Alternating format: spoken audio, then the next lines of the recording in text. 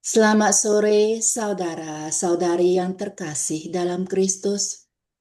Marilah kita mempersiapkan hati kita untuk mendengarkan bimbingan dan refleksi buku Harian Santa Faustina dari Pastor Agustinus Yu pada sore hari ini. Kami persilakan Pastor Agustinus Yu untuk memulai dengan doa pembukaan. Dalam nama Bapa dan Putera dan Roh Kudus. Amin. Allah Bapa di surga, didiklah kami dari surga, kami semua yang berkumpul di sini untuk mendengarkan sabdamu melalui Suster Faustina. Beritahukan kepada kami apa yang kau butuhkan dari kami, dan berkati kami supaya kami dapat melaksanakannya dengan baik dalam hidup sehari-hari. Demi Kristus Tuhan dan pengantara kami. Amin. Buku Harian Santa Faustina nomor 1731. Malam ini, aku terbangun karena badai yang dahsyat. Taufan ganas menerpa, hujan lebat sekali, dan petir sambar menyambar. Aku mulai berdoa supaya badai tidak menimbulkan bencana. Ketika baru saja mulai berdoa, aku mendengar kata-kata ini. Daraslah koronka yang telah kuajarkan kepadamu, maka badai akan berhenti. Seketika itu juga aku mulai mendaraskan koronka, dan belum lagi selesai, tiba-tiba badai pun reda. Dan aku mendengar kata-kata ini, lewat koronka, engkau akan memperoleh segala sesuatu, kalau yang engkau minta itu selaras dengan kehendakku. Kami persilakan Pastor Agustinus Yu untuk membawakan perenungan. Bapak, ibu-ibu yang terkasih, Suster Faustina hari ini bercerita tentang badai yang dahsyat. Dia melihat badai yang ganas, disertai dengan hujan, petir-petir sambar menyambar, sehingga hal-hal itu sangat menakutkan dia. Dan seperti kita tahu, bahwa Suster Faustina itu seorang pendoa, maka ia mulai berdoa. Berdoa bukan untuk dirinya, tapi berdoa supaya orang-orang lain jangan terkena petir badai yang hebat itu. Waktu Suster Faustina mulai berdoa, tiba-tiba ia mendengar suara Tuhan berkata, daraskanlah koronka. Koronka yang kuajarkan kepadamu. Dan badai itu akan berhenti. Saudara-saudara terkasih, Yesus sangat mencintai kita. Dan Yesus juga menghadiahkan doa koronka itu kepada kita. Untuk segala macam urusan.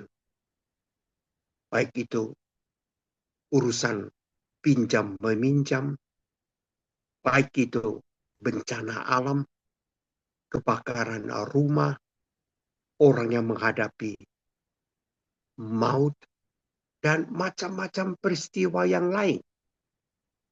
Doa koronka itu diberikan Yesus untuk segala urusan macam itu.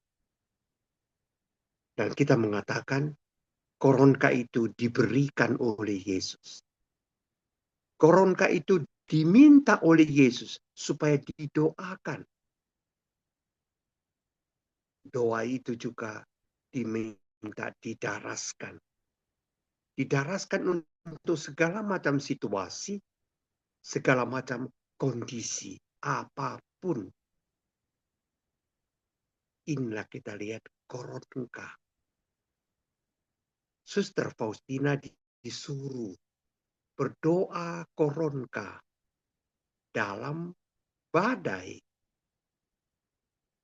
Masuk akalkah itu? Berdoa koronka untuk menenangkan badai? Tentu sangat masuk akal. Karena Tuhan itu pencipta. Ia yang mengatur alam semesta.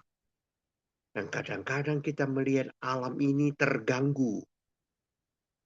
Lihat misalnya tsunami. Tsunami jadi beribu-ribu orang tenggelam. Rumah-rumah rusak. Lihat juga misalnya longsor. Tiba-tiba pada waktu yang tidak diketahui, ratusan ribuan rumah itu runtuh. Orang ditimbun. Kematian bukan main. Jadi kita melihat dalam hal-hal seperti ini, kita mohon supaya Tuhan mau menjinakkan alam yang kita tinggal itu. Maka kita lihat saudara-saudara terkasih, perlu berdoa. Perlu berdoa supaya alam tempat kita tinggal ini dijinakkan. Supaya alam ini juga menyelamatkan manusia. Karena bahaya bisa datang dari udara, dari laut, dan dari daratan. Tuhan juga tidak mau akan manusia itu menderita dan menderita. Dalam bacaan hari ini, Tuhan menyuruh Suster Faustina mendaraskan koronka. Dan dia mengatakan, sesudah koronka ini didaraskan, badai akan berhenti.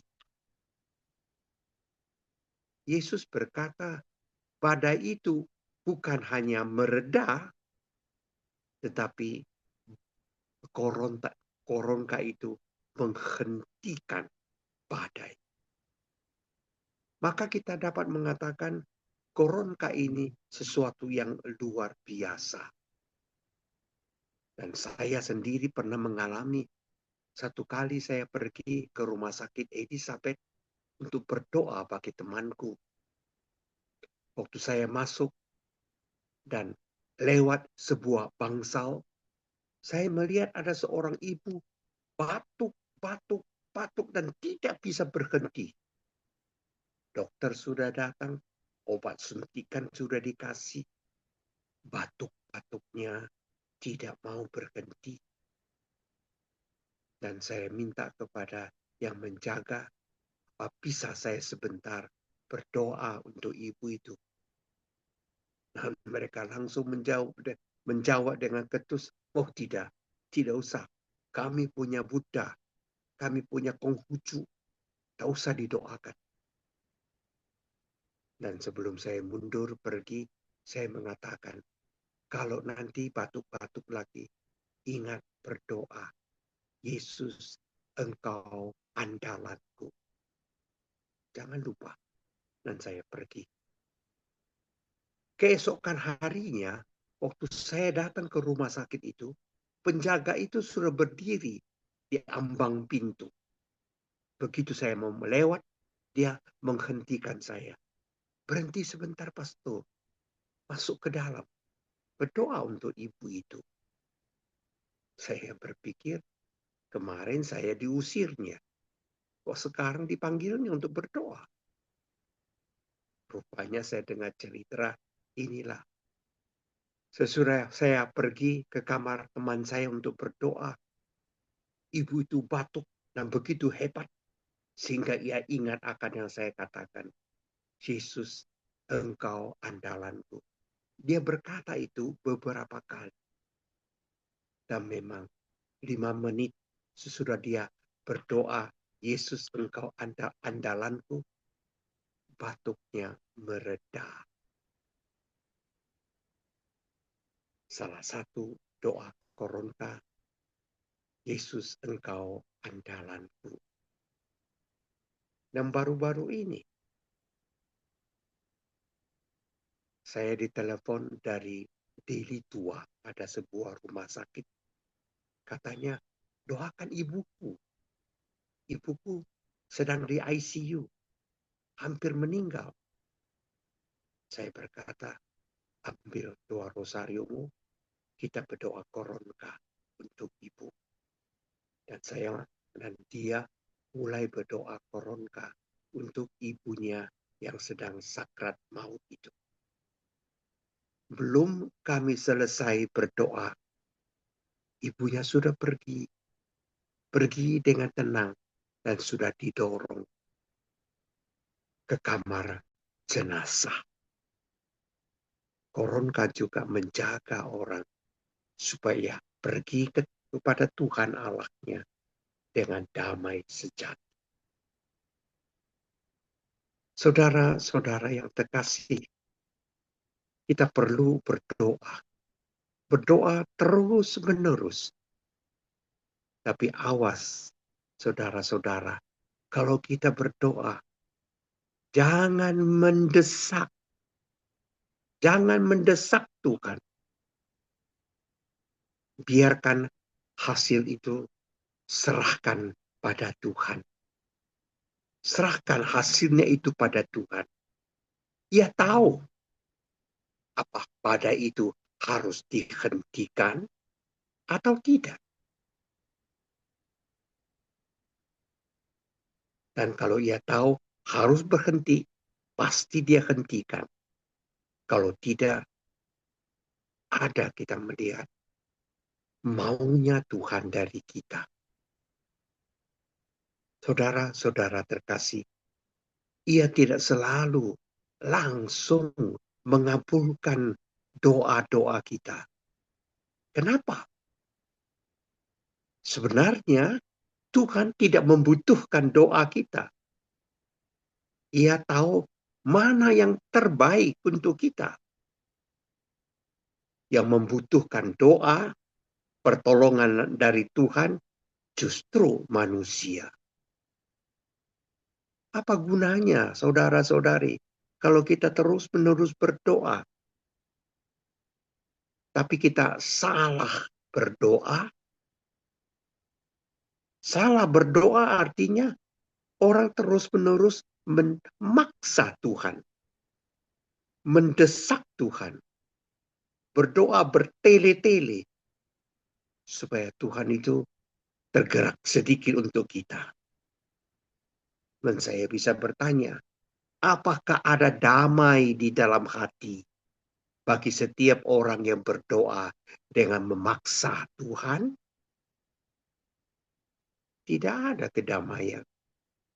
Ia mau Tuhan mendengarkan dia saja. Jangan-jangan kita harus mengatakan bahwa badai di dalam hati pendoa itu yang lebih bahaya daripada badai alam ini. Hati-hati kita dalam berdoa kepada Tuhan. Yesus pasti menolong kita. Tapi jangan mendesak, jangan juga memaksa. Saudara-saudara terkasih, Yesus tadi berkata, lewat koronka engkau akan memperoleh segala sesuatu kalau engkau meminta itu selaras dengan kehendakku. Jadi kita harus hati-hati.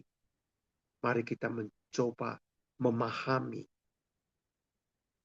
dengan lebih baik. Tuhan tidak berkata, apapun yang kau minta akan kau peroleh. Bukan itu. Tuhan berkata, apa yang baik, apa yang berguna untuk kesucianmu, untuk keselamatanmu, itu yang akan dikabulkan. Yang terpenting hanya ada satu. Tuhan mau kita selalu kasih, penuh belas kasih. Itulah kita lihat kerahiman ilahi. Kasih, penuh berbelas kasih. Kita manusia ini akan merana kalau tidak dicintai. Maka kita menjadi minus cinta. Selalu ada problem untuk orang yang minus cinta. Karena tidak dicintai. Atau kalau orang tidak mampu mencintai, itu menjadi problem juga. Ini juga terjadi pada semua orang yang memang tidak dicintai dan tidak mampu mencintai. Orang-orang akan menjadi bahagia kalau orang itu penuh dengan kasih. Penuh dengan kasih. Bukan karena dompetnya tebal. Bukan karena dia di sekitarnya banyak dayang-dayang yang meladeni dia. Atau orang yang kemanapun dia mau pergi, dia dapat pergi. Bukan itu orang yang bahagia. Orang yang berbahagia ialah orang yang penuh dengan kasih. Maka kita lihat, saudara-saudari, doa Koronka. Kita lihat doanya.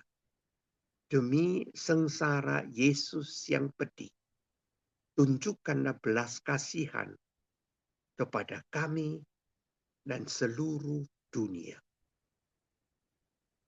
Apa artinya bagi kita?